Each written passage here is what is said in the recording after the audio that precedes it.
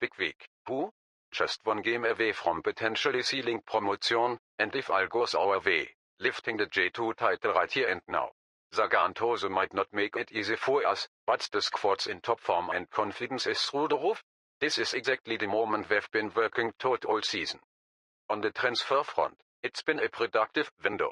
We sold GONE-ZALEZ, not wanting to renew his contract, but locked in Bordiso and Kawayama, who are already making an impact on the pitch. Plus, we added a first-choice striker in Yokoyama. These guys have fit in well and could make all the difference as we push toward the title. But right now, it's all eyes on Sagan Tosu. A win here would mean more than just 3 points. It's everything we've been building toward. Let's make it happen.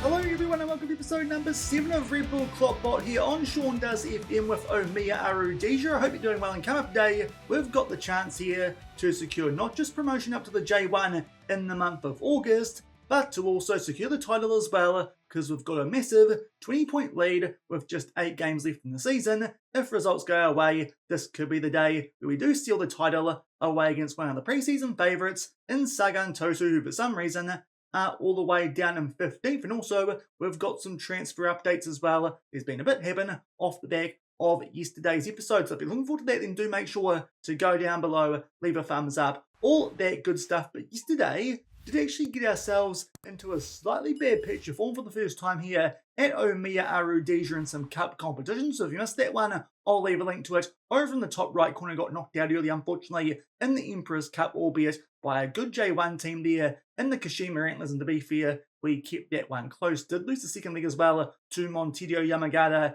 in the J-League Cup round of 16, but thankfully a 4-2 win before we came back for the episode did mean that we snuck through by a goal. So it did mean at the end of yesterday's episode, 3 losses in our last 4 games, including that one in the league there to Makita there. But off the back of that, we have got back to our usual ways, picking up wins there over Fagiona Okayama, Toshigi, Vivara Nakasaki, Vempere Kofu, Rasu Kumamoto, and Oicha Trinity. That was the game originally we're going to come back for in today's episode, but as it works out, around that time, we've got the chance here to steal promotion up to J1 for next season. Just one game we dropped points in since yesterday's episode. It was against Imabari.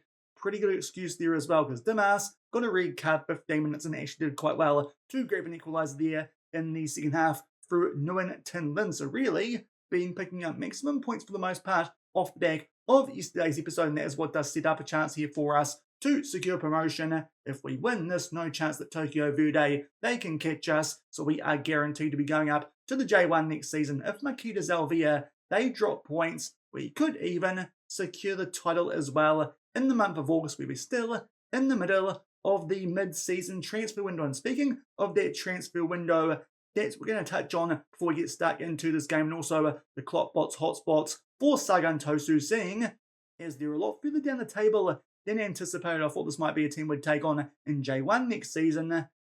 Definitely not going to be the case. They're closer to going down to J3 than they are to going up to J1, but we have done some transfer business, had a pretty decent budget still of around that £1 million mark, and a wee bit spare in our wage budget as well, albeit most of our moves did come around the sale of one of our key players so far here at the Red Squirrels. Let's just sort this out in terms of chronological order. It's the only sale we've made so far in this window. The other moves we made, we were loaning out a couple of youngsters from our under-8 teams, but Fabian Gonzalez, star player right winger, did not want to renew his contract come the end of the season because our squad's not strong enough. Not too sure what else he wants us to do here currently. We're literally a point away from going up to J1, but nonetheless, with that information in mind, the KloppBot said may as well sell him at 32 years old, so he's gone over to Sochaux Montpellier in France for £220,000. That was up the higher end of his transfer value when here at the club.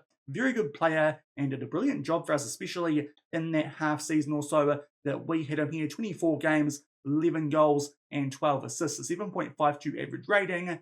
But he is getting on. We've got some good young promising right wingers coming through, especially the likes of Fuki Yamada. So the KloppBot decided may as well let him go, and we can try and use that money to improve in some other areas going into the second part of this J2 season, and really just get some players integrated into how we do things here before J1 next season, because really it's a given with so long left in our season. So what we've done is bring in a few players. We still had 2 spare spots in terms of registration even before that transfer, and also that frees up an extra foreign spot. So what we've done is bring in 3 players now. The first one is the foreign replacement for Fabian Gonzalez. To be fair, we were looking at signing this guy, but his contract expires at the end of the year, and of course he was available on loan, so it seemed like a good idea. Let's take a look at him before we decide if we want him for next season. That is Matteo Burdisso, who is an Argentinian centre-back who comes in on loan with 3.5-star current ability, 4.5-star potential centre-back,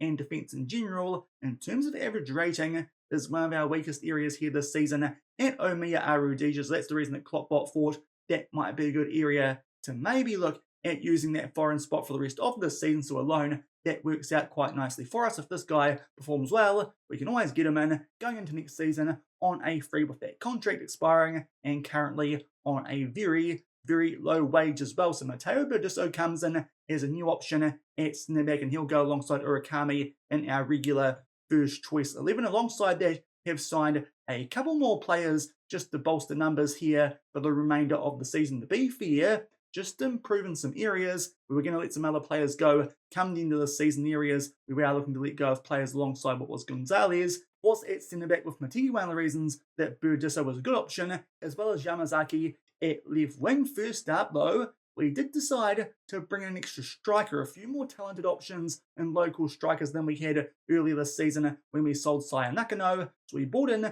Tomoya Yokoyama for £185,000 from FC Gifu. Now, to be fair, he was actually more keen on joining them for a Kofu for some reason, but they didn't offer him a wage as good as we did. So thankfully, he's come here, has the 24-year-old. So far, just integrating him slowly into our squad. He'll probably take over first choice striker properly when we get into our first season in J1 next season, unless we absolutely bottle things horribly throughout the course of the rest of the season. But he certainly looks a bit better for that advanced forward role that we use than players like Tenlin, as well as the homegrown club lad in Osawa, who, to be fair, both of them have been doing a good job since we did lose Nakano. But he comes in for a fee of £185,000 so far.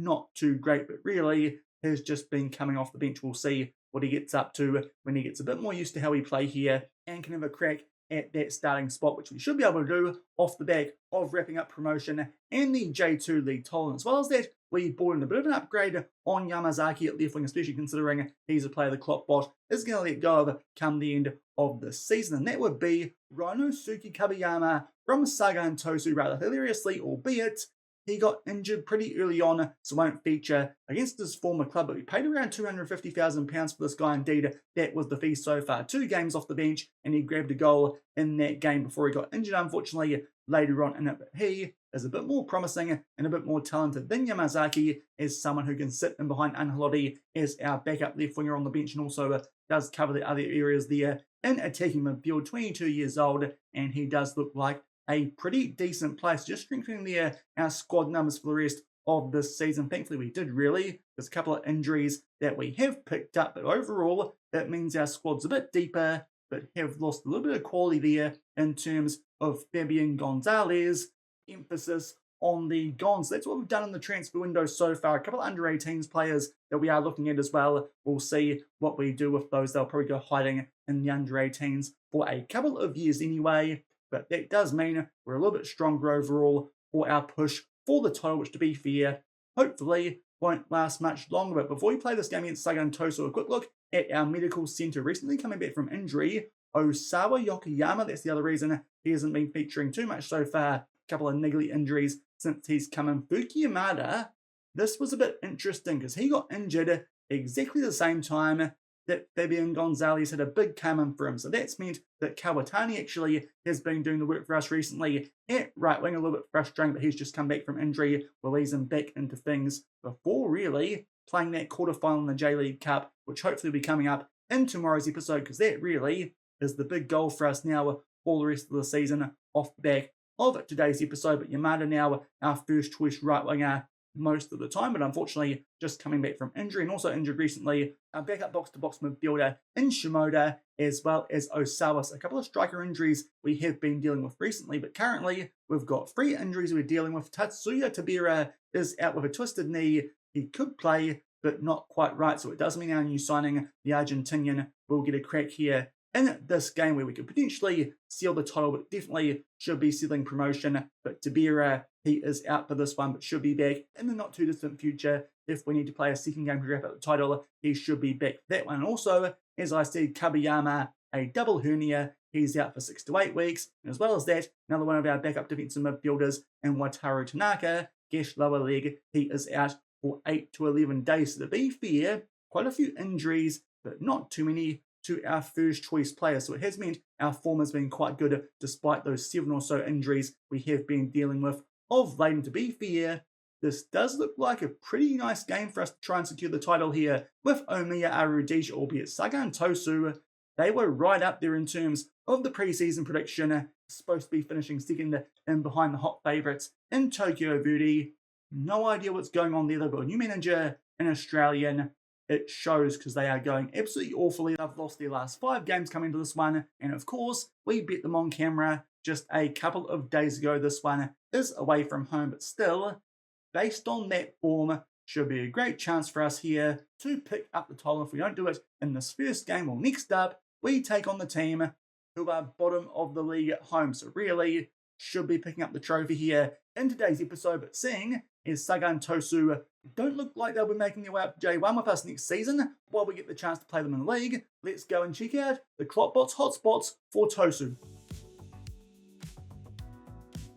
And here we go, we're going to start off today's one with, of course, a hotel, because it's about a 13-hour journey here from Saitama to Tosu for this game. And hopefully we can at least secure promotion, maybe even lift the J2 league title. Accommodation recommendation here from the KloppBot is the Hotel Vientos, located conveniently in Tosu. It offers comfortable rooms with modern amenities. Guests appreciate its proximity to local attractions and Tosu Station, making it a practical choice for travellers. Let's see what it looks like here on a random hotel website, which you probably saw before because it was all over there, the KloppBot's recommendations. Let's just go back here to the first image and flick our way through. The exterior looks pretty darn tidy, to be fair. Interior, it's not too bad. Hopefully there's some fancier rooms than that for the manager in particular, but it does look okay. I think it's more based here on proximity.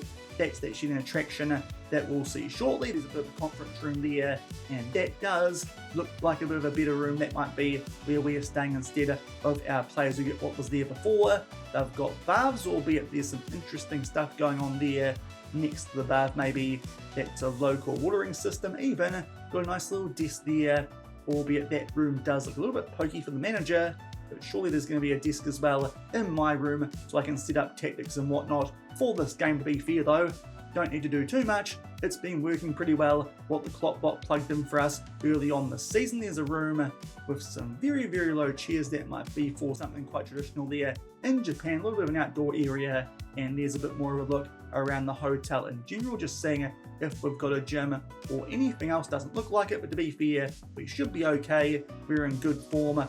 They've got the fancy toilet that shoots the jets up and whatnot to help clean yourself with and all that, if that's what you want. The fancy Japanese toilets, gotta love those. And just going down here a bit further, no sign of a gym, but there's the hotel recommendation there from the KloppBot, the Hotel Vientos. Next up though, we check out our activities. Now first up, we're going shopping at the Tosu Premium Outlets, a premier shopping destination featuring over 150 stores, including international and Japanese brands, an ideal spot for shopping enthusiasts looking for great deals. Our players, they can spend all that good Red Bull money on some clothes and whatnot. Here's the website itself.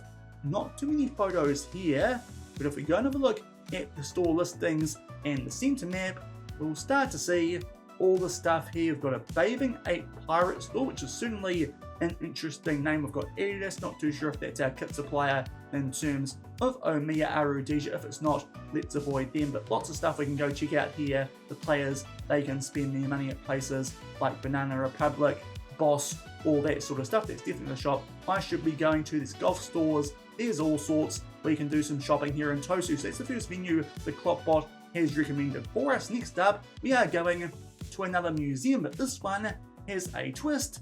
It's a memorial medicine museum there in the Nakatomi. This one offers insights into the history of Japanese medicine, showcasing traditional practices and artifacts. It's a unique cultural experience for those interested in history and science. So this is our culture part here of our trip to Tosu. here's something that popped up on Google that looked okay. A couple of photos that we can see of some old school pharmacy type of things there.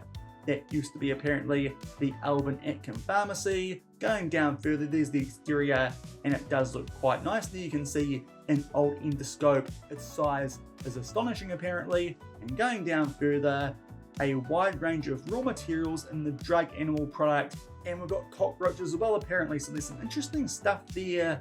Hopefully the KloppBot isn't trying to get us here onto doing some sort of internal Red Bull dosing up or anything like that, because definitely can't be doing that with the drug testing going on in lots of things these days. Even at the FM World Cup, that was something that was happening there apparently, but that's one of our stops there in Tosu. We are going to the Medicine Museum, and off the back of that, to finish things off before our game, we go to the Asahiyama Park, a serene park known for its beautiful cherry blossoms in spring and panoramic views of Tosu City. And here's what it looks like.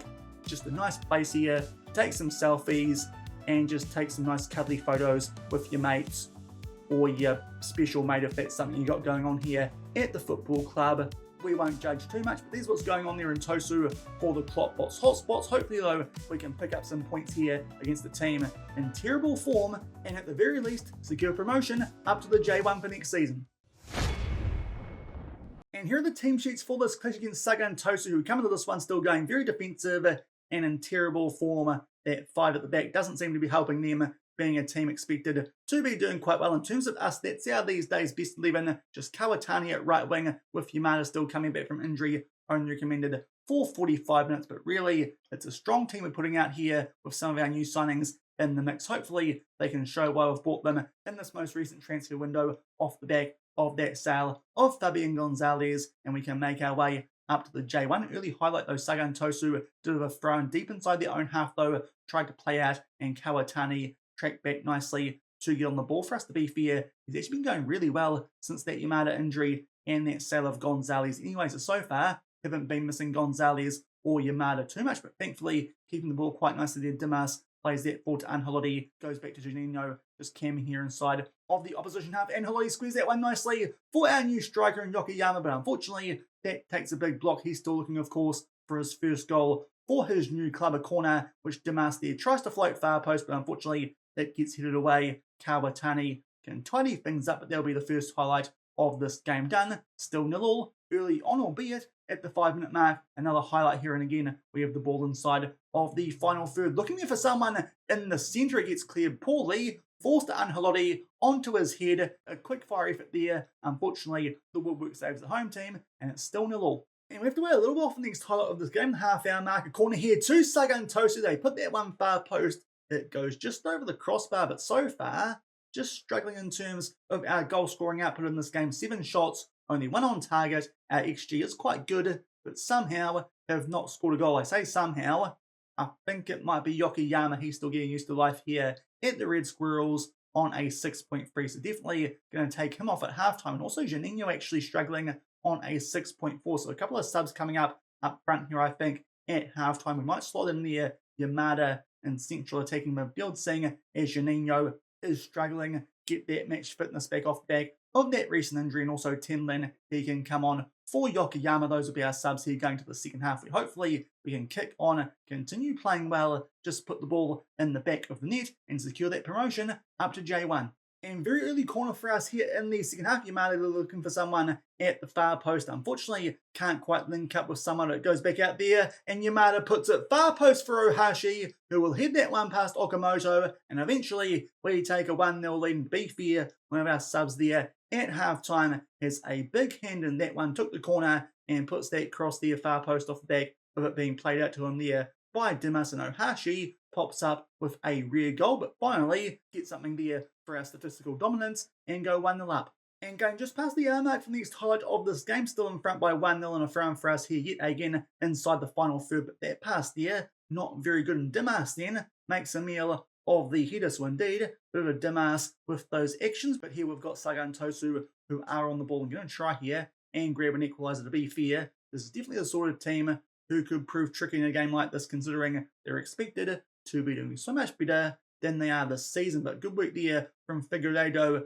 to pinch that ball, and he plays it forward there to Tenlin, who chips that one over Okamoto into the top right corner. It was a bit of a messy highlight, but eventually we go down the right end, and Tenlin, he gets on the score sheet. So far, those subs have made at halftime are proving pretty useful because both of them involved here in the 2 goals that we have scored. Good finish there from the Vietnamese international, and surely that cushion goal should see us go up now to the J1 and even do it as champions on the same day as well, as we're 2-0 in front. And we just snuck our way here into the last 15 minutes of this game, and now a couple of players do drop down to red hearts. We'll make some subs here. Hopefully the guys coming on do get ratings, even though we've left it a touch late. Shimoda can come on here for Rohashi. Also Kawatani down to a red heart.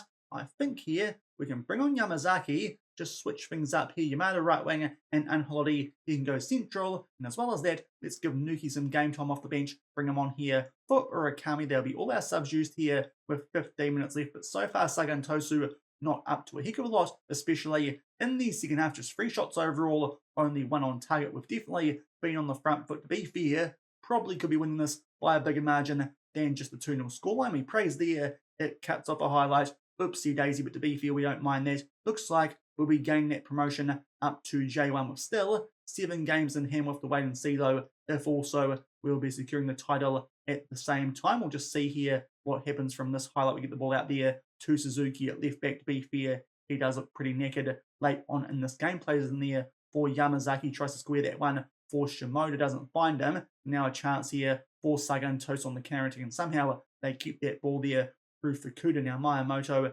he's got some space here down the left-hand side, tries to float that one in, but Nuki will head that one away, albeit Inamoto will take on the shot. Tight angle, but Higashi gets tested really for the first time that we've seen so far in this game, and comes up with a pretty good save to keep it there at 2-0. Just make sure we should still be in a pretty safe place. The corner, we somewhat deal with it, a little bit help to scale there, but eventually head that one away to Yamada. Suzuki puts that one far post, and Budiso can head it away. We make our way into 4 minutes of added time, and that will do it. No trophy celebration, so unfortunately doesn't look like we've quite won the J2 title just yet. Might need 1 more point or something annoying to make sure that is the case, or maybe even just need to wait till the following day and see what one of the other results is. But a 2-0 win there over Sagan Tosu, who are having an absolute stinker of a season here in the J2, but that's enough for us to secure our promotion up to J1. And indeed, there's the confirmation. We're now 23 points clear of Makita Zalvia.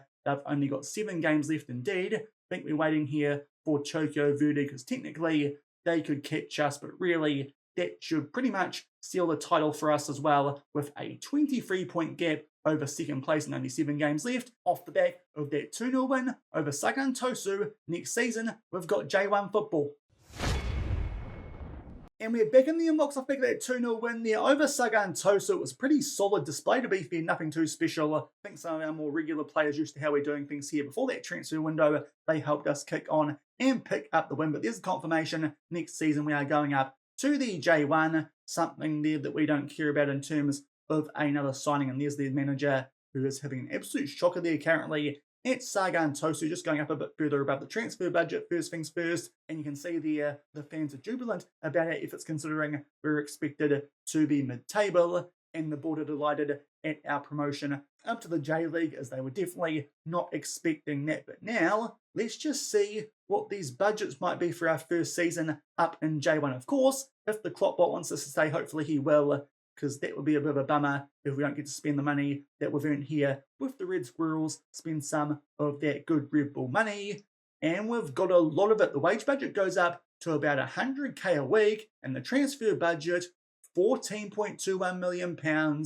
I haven't seen a transfer budget like that in a very long time, having just done a save in New Zealand at a semi-professional club for the most part, so I am quite excited about that transfer budget. Should really be able to strengthen up going to next season, and maybe even just make sure we're a good solid J1 club before maybe trying to push for some continental football off the back of that. We'll just check out what that does to our wage budget. It's absolutely massive, about over double what it was there previously in terms of a spare one, so that is a big boost to the transfer funds there going into our first season in J1. We'll just go forward and see what the situation is, and if we need to play bottom of the league before securing that J2 title.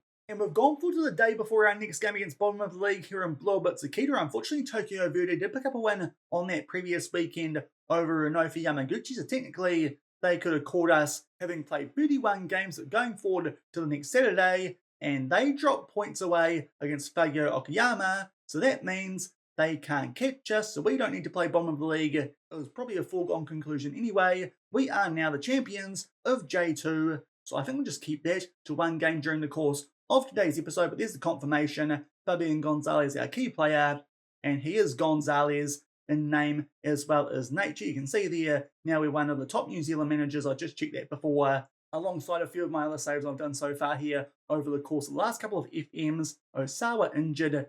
That's a bit annoying, having quite a few striker injuries here currently at Omiya Ardija, but we bring the J2 title to the Red Squirrels for the second time in their history, and we'll be going up as champions very convincingly, having got the job done still inside of the mid-season transfer window. So I think that will do it for today's episode. Just the one game, that's all we needed. Unfortunately, just had to wait a little while though for the title confirmation. If I go forward and play the next game off the back of recording this one, I might throw the trophy lift over the top of the screens here in game. But if you enjoyed that episode, a couple of transfers and winning the J2 here with a few months left in the season, then do remember to go down below, leave a thumbs up on the video, and if you haven't done so already and are enjoying the series here on the channel, also make sure to hit that subscribe button and turn that notification bell on as well. That's actually quite good timing, because now we can just skim forward for the rest of the season and focus hopefully on a good old crack at the J-League Cup. We'll come back for that tomorrow in early September. We're taking on from the J1 the Shimizu S-Pulse in a quarter-final over 2 legs. They were the team who last season got promoted from J2, so a very interesting gauge for us there to see how we might get on next season in the J1. They are 13th, so not in too much danger of coming back down to J2, but certainly they're a solid mid-table team. That could be a good test for us over 2 leagues. If we can beat those guys, hopefully that suggests we should do pretty nicely in the J1 next season. Also make our way through the Final 4 and get a decent crack as well at a cup in our first season here at the Red Squirrels. So we'll come back to that cup quarterfinal in tomorrow's episode. So until then, thank you very much for watching. Keep on keeping on, and I'll see you then. Cheers.